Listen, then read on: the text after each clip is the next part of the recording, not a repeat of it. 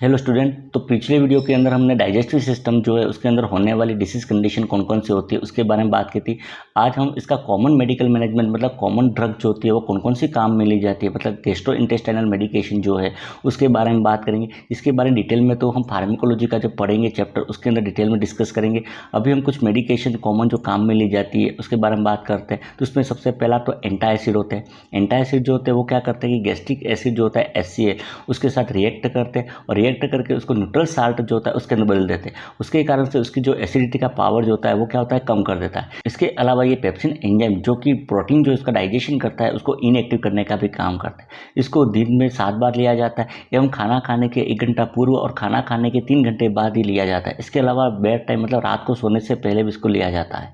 इसका इस्तेमाल जो है पेप्टिक अल्सर जो है उसके ट्रीटमेंट के अंदर, एक GERD gastro oesophageal reflux disease जो होती है उसके ट्रीटमेंट के अंदर, इसके अलावा एसिडिटी जो है या हार्ट बर्न है तो उसके अंदर भी किया जाता है। कॉमन जो एंटासिड काम में लिए जाते हैं उसमें एक तो एल्यूमिनियम हाइड्रोक्साइड होता है। एल्यूमिनियम हाइड्रोक्साइड जो होता है वो स्लो एक्टिंग होता है मतलब धीरे धीरे काम करने वाली होती है। इसके साथ ही इसके अंदर सोडियम होता है और उसके कारण से इसका इस्तेमाल जो होता है वो हाइपरटेंशन का पेशेंट होता है मतलब जिनकी BP ज़्यादा रहती है या हार्ट फेलियर का पेशेंट है उनके अंदर सावधानीपूर्वक करना चाहिए। इसके अलावा इसका एक साइड इफेक्ट होता है कि इसके कारण से कॉन्स्टिपेशन की समस्या हो सकती है। इसके साथ ही यदि लंबे समय तक इसका इस्तेमाल किया जाता है तो ये क्या करता है कि फॉस्फेट जो होता है उसका एब्जॉर्प्शन को में बाधा उत्पन्न करता है। उसके कारण से हाइपोफॉस्फेटेमिया मतलब फॉस्फेट जो इसकी ब्लड के अंदर कमी हो सकती है। दूसरा मैग्नीशियम हाइड्रोक्साइड होता है। इसको मिल्क ऑफ मैग्नीशिया के नाम से भी जाना जाता है। ये रैपिड एक्टिंग होता है मतलब तेज़ी से काम करने वाला होता है, लेकिन साथ ही साथ इसके एक साइड इफेक्ट होता है डायरिया। इसका इस्तेमाल जो है वो एल्यूमिना हाइड्रोक्साइड जो है उसके कॉम्बिनेशन में करते हैं। मिल्क ऑफ मैग्नीशिया जो होता है वो अनडायग्नोस एब्डोमिनल पेन होता है मतलब एब्डोमिनल पेन होता है, पता नहीं है किन बीमारी के कारण से हो रहा है या अपेंडिसाइटिस के कारण से पेन हो रहा है तो उस कंडीशन के अंदर इसका इस्तेमाल जो है वो नहीं किया जाता है। तीसरा कैल्शियम कार्बोनेट होता है। एक सोडियम बाइकार्बोनेट जो है वो भी एंटासिड के रूप में काम में लिया जाता है, लेकिन इसके कारण से गैस जो होती है फ्लैटुलेंस वो होने की संभावना ज़्यादा रहती है। इसके अलावा ये हाइपरटेंशन का पेशेंट जो है तो उसके अंदर भी इस्तेमाल नहीं किया जाता। इसके अलावा बिस्मथ जो होता है वो भी एंटासिड के रूप में काम में लिया जाता है। दूसरा म्यूकोसल प्रोटेक्टिव होता है जिसमें सुक्रेल फैट करके एक ड्रग होती है वो काम में ली जाती है। ये सुक्रेल फैट जो होती है वो क्या करती है कि स्टोमक जो होता है उसके अंदर म्यूकस मेम्ब्रेन जो है उसके ऊपर एक प्रोटेक्टिव बैरियर मतलब एक लेयर बना देती है और लेयर के कारण से एसिड और पेप्सिन एंजाइम जो होते हैं वो म्यूकस मेम्ब्रेन को डैमेज नहीं कर पाते। ये ज़्यादातर ओरली दी जाती है और एम्प्टी स्टोमक मतलब खाली पेट जो है वो दी जाती है। इसको हमेशा एंटासिड जो है उसके साथ 1 घंटे के अंतराल में मतलब यदि एंटासिड लेता है तो 1 घंटे बाद या 1 घंटे से पहले इसका इस्तेमाल किया जाना चाहिए। इसका जो साइड इफेक्ट रहता है वो कॉन्स्टिपेशन मतलब कब्ज की समस्या इसके कारण से हो सकती है। तीसरा प्रोस्टाग्लैंडिन एनालॉग होते हैं। प्रोस्टाग्लैंडिन एनालॉग के अंदर मिजोप्रोस्टॉल जो होती है वो काम में ली जाती है।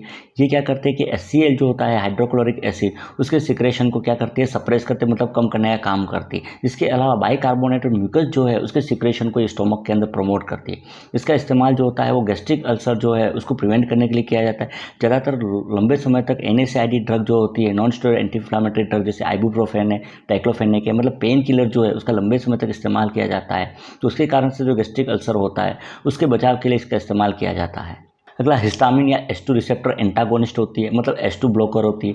ये भी क्या करती है गैस्ट्रिक एसिड HCl जो होते हैं उसके सिक्रेशन को कम करने का काम करती है। इसका इस्तेमाल भी पेप्टिक अल्सर जो है GERD गैस्ट्रोइसोफेजियल रिफ्लक्स डिसीज जो होती है, अल्सर की कंडीशन है, हार्ट बर्न की कंडीशन है उसके अंदर किया जाता है। कॉमन जो ड्रग काम में ली जाती है एंटीहिस्टामिन के अंदर उसमें एक तो कामिटिडाइन होती है, फेमोटिडीन है, रेनिटिडीन है तो इनका इस्तेमाल किया जाता है। पांचवा प्रोटॉन पंप इनिबिटर होती है। प्रोटॉन पंप इनिबिटर भी क्या करती है कि HCl जो होता है गैस्ट्रिक एसिड उसके सिक्रेशन को कम करने का काम करती है। इसका इस्तेमाल भी पेप्टिक अल्सर जो होता है या इरोसिव इसोफेजाइटिस मतलब इसोफेगस के अंदर इन्फ्लामेशन हो जाता है तो उस कंडीशन के अंदर एसिडिटी की समस्या होती है तो उस कंडीशन में इस्तेमाल किया जाता है। इसके कुछ साइड इफेक्ट होते हैं, हेडेक है, डायरिया है, नोजिया है या एब्डोमिनल पेन जो है इसके कारण से हो सकता है। कॉमन ड्रग जो होती है जितनी भी प्राजोल वाली ड्रग होती है जैसे ओमेप्राजोल है, लेंसोप्राजोल है, पेंटाप्राजोल है, रेविप्राजोल है तो ये सिर्फ प्रोटॉन पंप इनिबिटर होती है। अगला GI स्टिमुलेंट होती है। GI स्टिमुलेंट जो होती है वो क्या करती है कि अपर GI ट्रैक जो होता है स्टोमक जो होता है उसकी मोटिलिटी मतलब उसमें मूवमेंट जो होता है पेरिस्टलिक मूवमेंट उसको बढ़ा देती है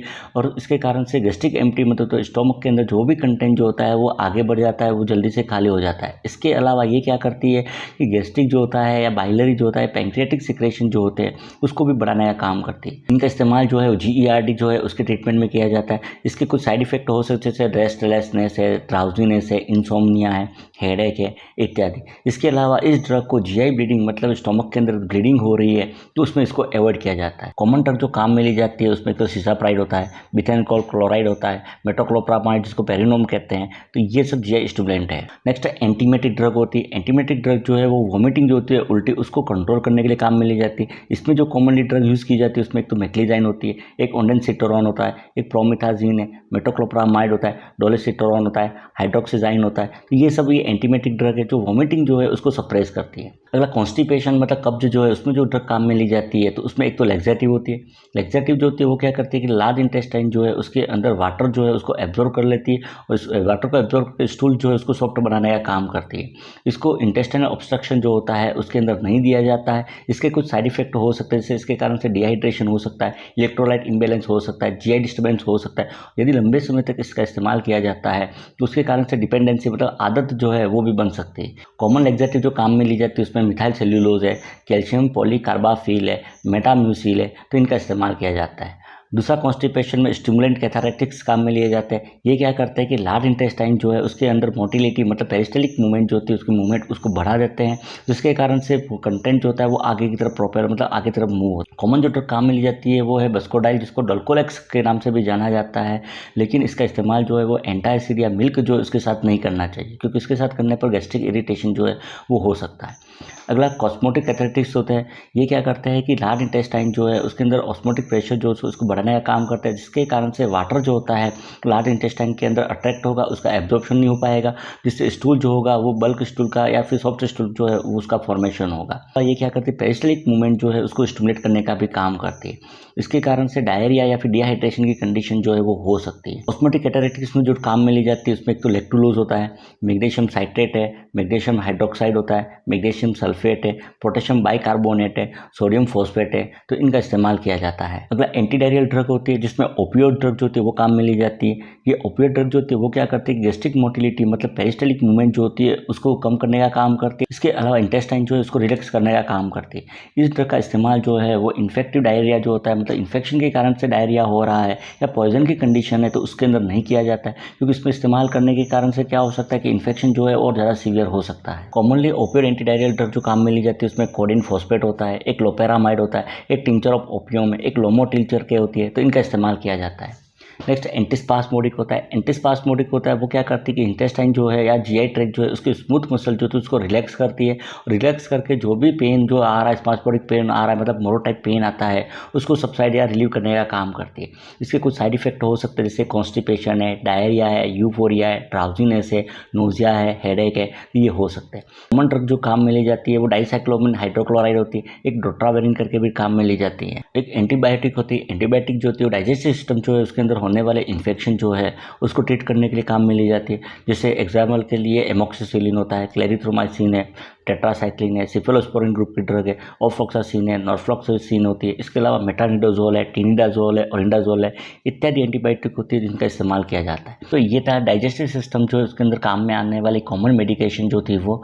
अगले वीडियो के अंदर हमने जीआई सिस्टम जो है उसकी डिसीज कंडीशन जो है उसको डिस्कस करेंगे। नर्सिंग रिलेटेड वीडियो देखने के लिए चैनल को सब्सक्राइब कीजिए। Thank you.